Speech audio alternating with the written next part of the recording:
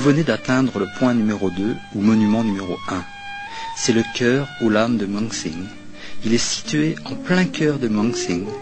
Les 4 portes situées au nord, sud, est et ouest sur le mur d'enceinte convergent toutes exactement sur le présent monument. À l'origine, le présent monument était crépi en plâtre de l'époque. Le monument était également décoré de motifs ornementaux en relief. Aujourd'hui, seule subsiste la structure en latérite. À l'entrée principale, à l'est, vous franchissez un espace en forme de croix.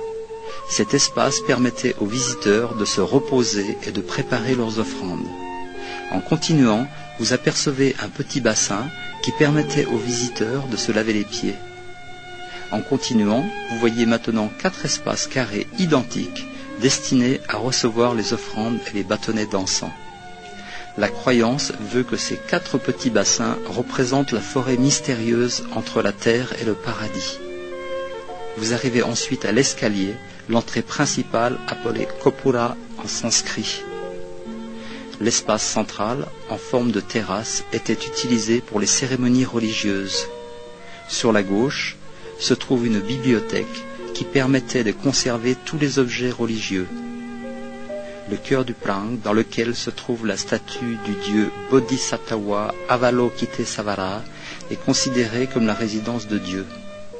À l'origine, la statue devait être surmontée d'une ombrelle qui représente le respect absolu.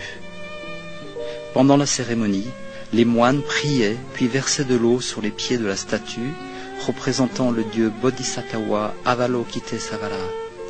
L'eau, ainsi devenue sacrée, était récoltée et distribuée aux fidèles par les moines. Dans le bouddhisme du grand véhicule, la croyance est proche de la croyance brahmane.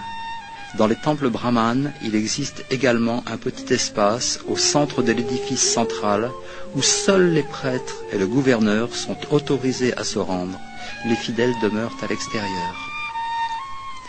Au fond du Prang, à l'ouest, se trouve également une statue d'une déesse dénommée Prachaya Paramita. On lui attribue des dons d'intelligence suprême. Elle est considérée comme la mère de toutes les divinités. Vous pouvez maintenant continuer vers le monument numéro 2.